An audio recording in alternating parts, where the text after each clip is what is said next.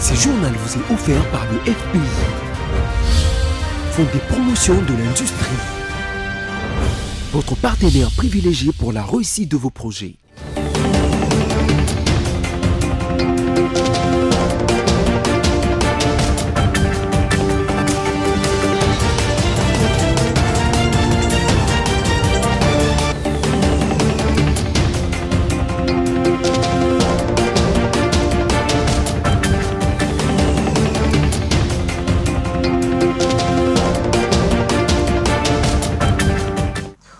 Un nouveau journal sur BC Télévision, mesdames, messieurs, bonsoir. Tout de suite, les sommaires. Depuis ce lundi, des épreuves de la session ordinaire d'examen d'État en République démocratique du Congo. Vous suivrez dans ce journal l'ambiance qui a régné à l'Institut Monseigneur Bokele-Yale. Interdiction des nuisances sonores en République démocratique du Congo. Les Kinois saluent la décision et demandent les suivis. Et à l'international, l'Arabie Saoudite a annoncé la mort de 1301 pèlerins lors du grand pèlerinage musulman récemment tenu dans ce pays sous des chaleurs caniculaires, précisant que la plupart n'étaient pas munis d'autorisation pour ces rassemblements annuels. Mesdames, Messieurs, bienvenue dans ce journal si vous nous rejoignez. Début effectif ce lundi 24 juin 2024 des épreuves de la session ordinaire de l'examen d'État édition 2023-2024. Au total, 962 000 finalistes ont pris part à cette 58e édition de ces épreuves dont 42% sont des filles. En ce premier jour, nos reporters se sont rendus à l'Institut Monseigneur Bokele-Yale, situé dans la commune de la Gombe, pour rencontrer quelques finalistes. Ginette Fika et Généreuse Essengo signent ces reportages. Après plusieurs mois de travail acharné et des préparations intenses, le moment est enfin venu de montrer de quoi ils sont capables. Les élèves finalistes du secondaire étaient tous confiants de la réussite après leurs examens de ces premiers jours. Ici, à l'Institut Monseigneur Bokele-Yale, les finalistes rencontrés affirment avoir eu suffisamment le temps de se préparer pour affronter ces épreuves. J'ai eu le temps de me préparer, mais il y avait aussi des moments où je me laissais un peu me défouler avec les autres. Mais j'ai vraiment le temps de me préparer pour ces examens. L'examen s'est très bien passé, même si ce n'était pas du tout facile. Ça a vraiment été difficile pour nous, mais on a fait de notre mieux et on espère des bons résultats. On s'est préparé physiquement, spirituellement, donc dans tout on est prêt.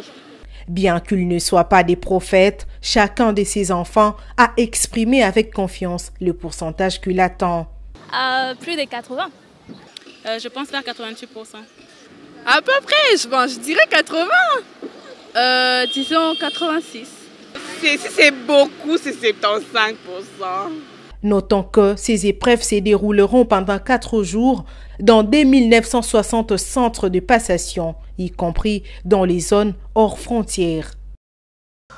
Le stade Tata Raphaël était le dimanche 23 juin 2024 le théâtre d'un hommage poignant rendu au pasteur Léonard Barouti Kassongo, décédé le 1er juin dernier à Montréal, au Canada. Le président de la République, Félix Tshisekedi, accompagné de la première dame Denise Nyakirou, a honoré la mémoire de cette figure emblématique des églises de réveil en République démocratique du Congo. Presse présidentielle.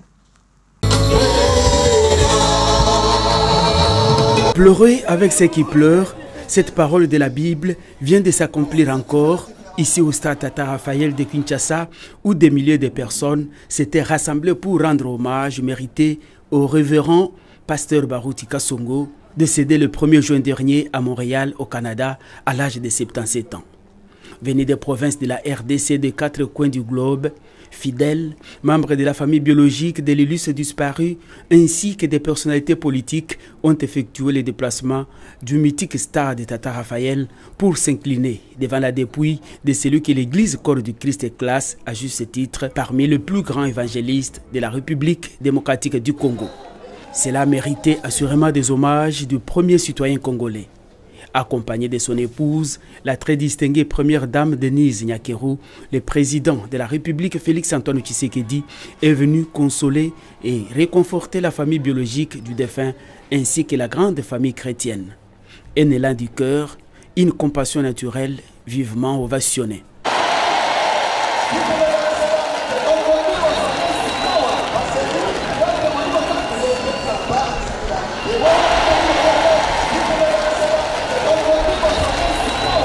Plusieurs témoignages concernant le ministère de cet homme de Dieu ont été donnés. J'ai un grand témoignage de cet homme de Dieu. À toutes mes croisades, il était là. Il venait souvent chez moi à la maison pour me prodiguer des conseils, me dire on est fiers de toi, de ce que Dieu fait pour toi. Et nous voulons que tu conduises dans cette lancée, dans le travail. Et dans son église, souvent, quand il parle des évangélistes, il citait aussi mon nom. Donc c'est un homme à qui j'ai beaucoup de respect. Voilà pourquoi je me suis obligé de venir m'incliner pour rendre des hommages à cette liste qui était une icône, qui était un monument, un baobab de l'évangile dans notre pays. Nous avons bien dit à ceux qui sont restés avec l'Église de pérenniser le travail dans l'unité, dans la sérénité, dans la paix, dans l'amour, et que l'Église n'est pas un gâteau pour que chacun prenne sa part, mais qui travaille pour l'honneur du Seigneur. En présence de plusieurs autorités politico-administratives et religieuses, le couple présidentiel s'est incliné devant la dépouille mortelle avant de déposer une couronne de fleurs. C'est un mausolée construit en son honneur en Nzélé qui reposera désormais le révérend pasteur Barouti. Restons toujours à la présidence de la République où les chefs de l'État procédaient le week-end dernier au quartier Mitendi dans la commune de Mongafula au lancement des travaux des constructions des rocades sud-est et sud-ouest de la ville-province de Kinshasa, premier fruit de la révisitation de la convention signée en avril 2008 entre la RDC et les groupes des entreprises chinoises pour l'exploitation des minerais à travers la jointe venture Si-Eco-Mine. Suivez.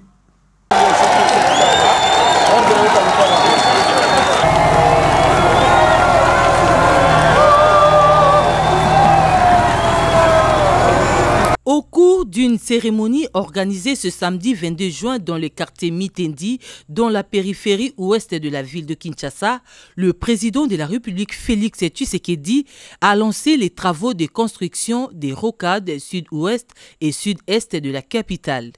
Il s'agit en fait de la construction de 2 nouvelles routes périphériques modernes devant relier la partie ouest à la partie est de la capitale sans passer par le centre-ville. Suivant les tracés, la première boucle devrait partir du quartier Mboudi sur la route de Caravane jusqu'à Mitendi et la deuxième rocade de plus de 40 km partira de Mitendi jusqu'à l'aéroport international de Ndjili en traversant les communes de Mongafula, Ndjili, Kimbanseke et Nsele. Les travaux devraient durer 2 ans et demi avec le financement issu du projet sino-congolais révisité en mars de cette année. Pour l'Agence congolaise des grands travaux ACGT, ces 2 rocades ont un impact réel dans le désengorgement de la capitale. Au niveau de l'Agence congolaise de grands travaux, il a été pensé un moyen efficace et efficient pour résoudre ce problème d'engorgement.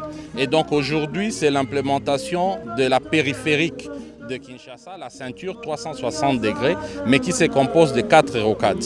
Et les 2 rocades que vous avez citées, notamment sud-est et sud-ouest, font ce que nous rencontrons aujourd'hui ici. Ces travaux commencent directement après le go du chef de l'État pour une durée prévisionnelle de 3 ans.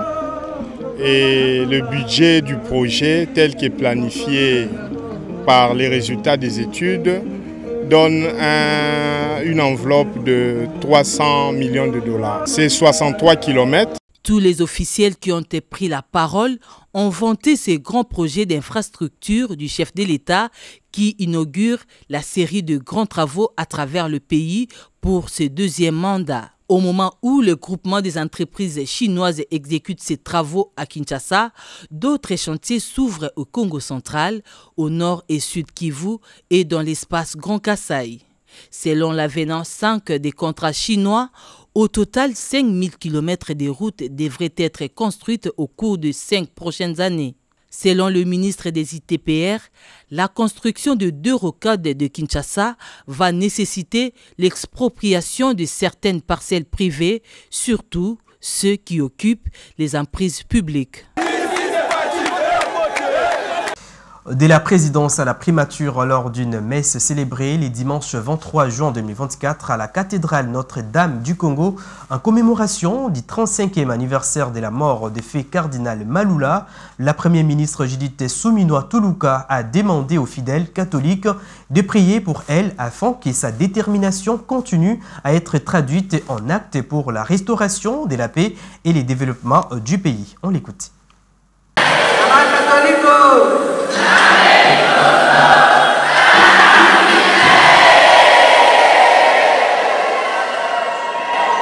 C'est une joie pour moi de participer à cette commémoration du départ vers la maison de notre Père, de Monseigneur le Cardinal Malula, et de pouvoir partager ce moment avec vous tous et en particulier avec les mamans catholiques.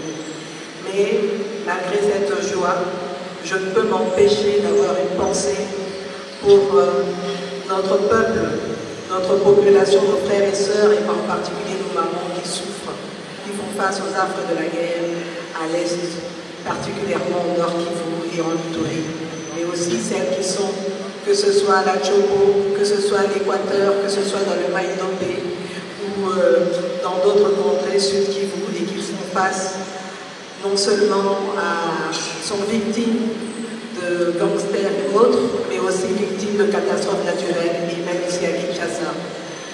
Et vraiment, je suis de tout cœur avec eux.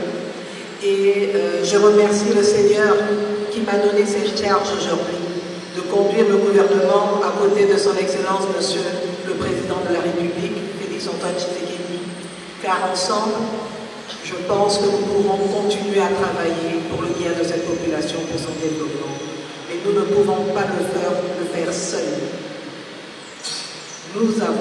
J'ai besoin de vos prières à vous les mamans catholiques. J'ai besoin du soutien de la mère Église, car seuls nous n'y arriverons pas, et c'est avec vous que nous pourrons y aller. Donc vraiment, son éminence, je sollicite ce soutien pour pouvoir conduire ce pays pour un meilleur avenir et pour son développement.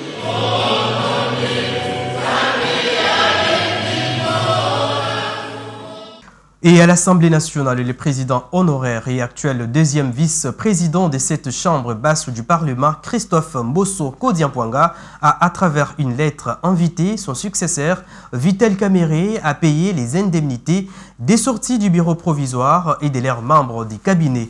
D'après cette correspondance datée du 19 juin 2024, dont une copie est parvenue à la rédaction de BC Télévision, ce droit en question inclut les indemnités des fonctions des membres du bureau provisoire et des sorties de membres du cabinet du bureau de l'Assemblée nationale pour la période de 2019-2023 ainsi que pour le bureau provisoire de février 2024 à mai 2024. Cette situation met en lumière les défis administratifs et financiers auxquels font face les structures provisoires de l'État et appelle à une action rapide pour honorer les engagements pris envers le membre dévoué de l'Assemblée nationale.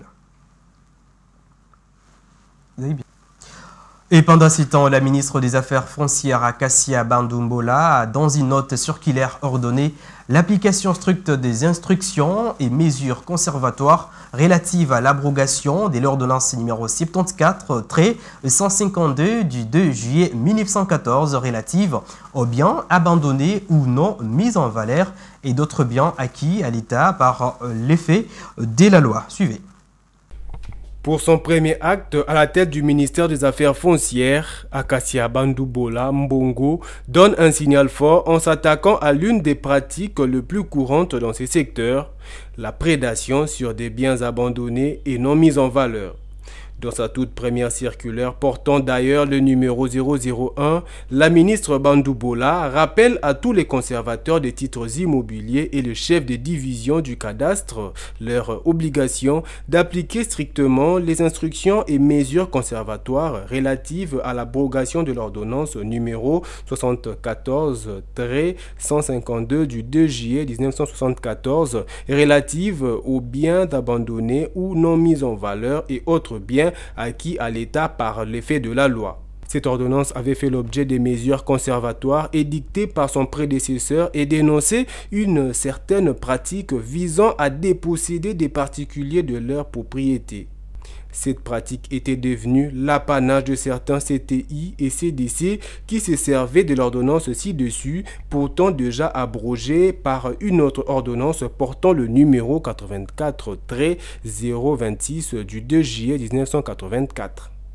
Acacia Bandoubola interdit donc l'établissement des titres parcellaires prétendument bien abandonnés, sans maître ou non mis en valeur. Déplorant que cette pratique ait fait de nombreux cas de spoliation et de fraude aussi bien vis-à-vis des étrangers que des nationaux, jusqu'à violer l'article 34 de la Constitution qui protège la propriété privée.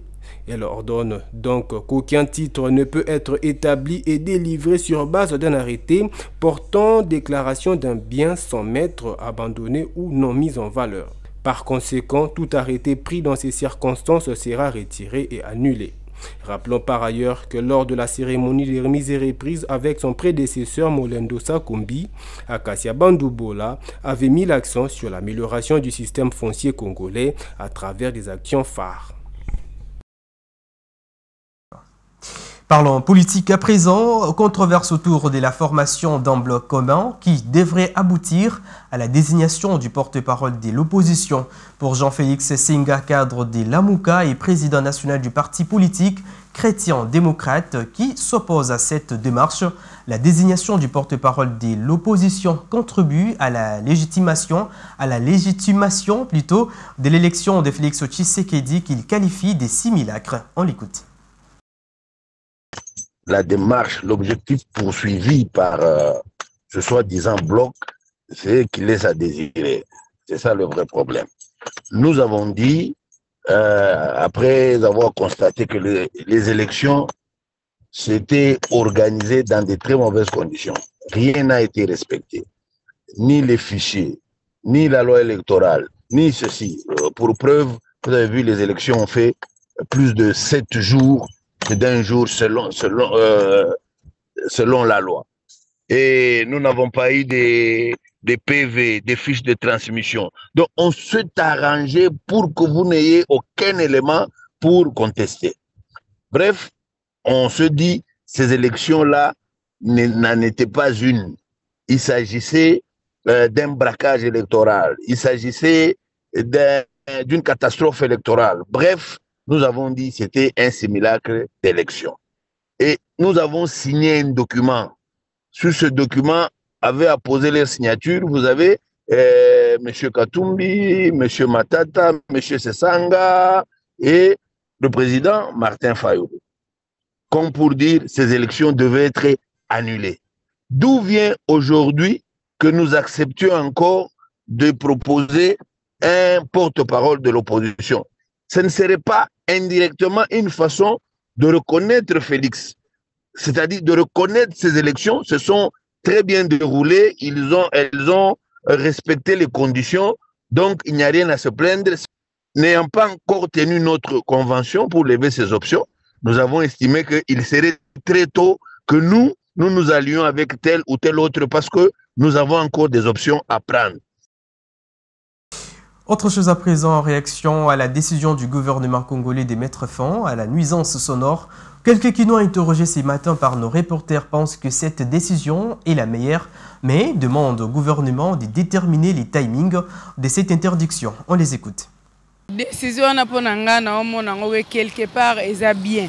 Pour nini, l'église mususu neti o basala ba veiller ba groupe de prière, on a basala ba veiller au mona makelele de ko lal sabato surtout so baza pembe na boko lala te na butu ba makelele na ba tiaka.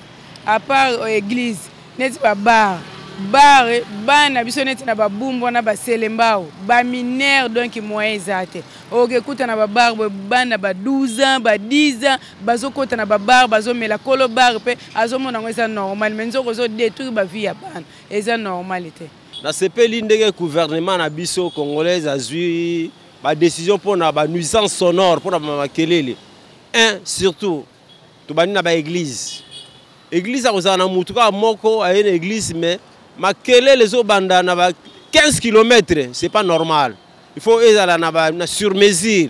kaka oza na kata lopango wana nde ozoka makelele wana surtout tobandi na baeglise toniatina na baeglise mpo lia trop de faux prophètes baprophète alokuta akobeta mbunda makasi me bato mibale kaka na église eza normal te fo badiminue mpo ozosala batapage nortine mpo na baeglise ya wana na sepe na leta mpo na église azwi décision wana mais mpo na babar eza éducatif te il faut bazwa décision même na babar soki obeta musique ne soka na milieu yo ozali soki ebimi libanda bakangi yo eza normal. Ce qui est important batia na timing ke non omoni kobanda ngunga songolo boye boko beta musique so ekomi air tel tokati makambo ya musique toyoka yango lisusu te po permettre bato basali bapema eza mabe te eza pe malamu te ozomona nga na kopréféré nde na utilisation nde nazolobaka eza malamu te po l'État na biso apesaka mitindo boye me bato bakokende koexécuter mitindo bazosalela yango na ndenge esengeli te.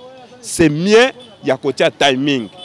Et à l'international, je voulais d'ailleurs annoncer au sommaire, les autorités saoudiennes ont annoncé les dimanches derniers que plus de 1300 personnes sont décédées lors du pèlerinage du Hajj de cette année en Arabie Saoudite, alors que les fidèles ont affronté des températures extrêmement élevées dans les sites sacrés islamiques du royaume désertique. Les détails dans cet élément de nos confrères d'Afrique News. Le bilan s'alourdit en Arabie Saoudite. Selon les autorités, cette année, plus de 1300 personnes ont perdu la vie lors du pèlerinage du Hajj. Les fidèles ont dû affronter des températures extrêmes dans les sites sacrés islamiques. Le ministre saoudien de la Santé a annoncé que 83% des victimes étaient des pèlerins non autorisés. Ces derniers ont parcouru de longues distances sous la chaleur accablante de ce royaume désertique pour accomplir les rituels sacrés. La plupart des victimes n'avaient pas de documents d'identification. Ils ont donc été enterrés à la Mecque. On compte plus de 660 Égyptiens parmi les victimes, principalement des pèlerins non autorisés. En réponse, le Caire a révoqué les licences de 16 agences de voyage ayant aidé ces pèlerins à se rendre en Arabie Saoudite. Un mot de sport avant de clôturer ce journal. La passation des flambeaux entre la République démocratique du Congo, dernière organisatrice de Jeux de la francophonie, et l'Arménie, prochaine organisatrice, est prévue à Paris, en France. La RDC, en tant que pays hôte de la dernière édition qui s'est déroulée à Kinshasa, va accompagner l'Arménie durant les 4 prochaines années, envie de partager son expérience. À cet effet, la ministre déléguée pré et la ministre des Affaires étrangères en charge de la coopération internationale et francophonie a été instruite par la première ministre Judith Souminois de prendre les dispositions quant à ce. Ce journal est terminé. Place à présent au rappel des principaux titres. Depuis ce lundi, des épreuves de la session ordinaire d'examen d'État en RDC. Vous avez suivi dans ce journal l'ambiance qui a régné à l'Institut Monseigneur Bokeleyali.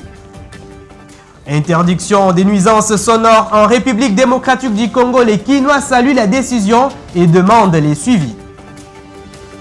Et enfin, l'Arabie Saoudite a annoncé la mort de 1301 pèlerins lors du grand pèlerinage musulman récemment tenu dans ce pays sous de chaleur caniculaire, précisant que la plupart n'étaient pas munis d'autorisation pour ces rassemblements annuels.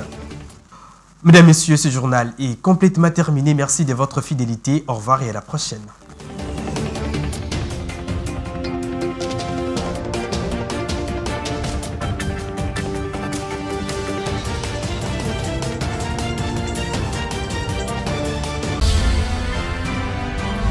Ce journal vous a été offert par le FPI, Fonds des promotions de l'industrie, votre partenaire privilégié pour la réussite de vos projets.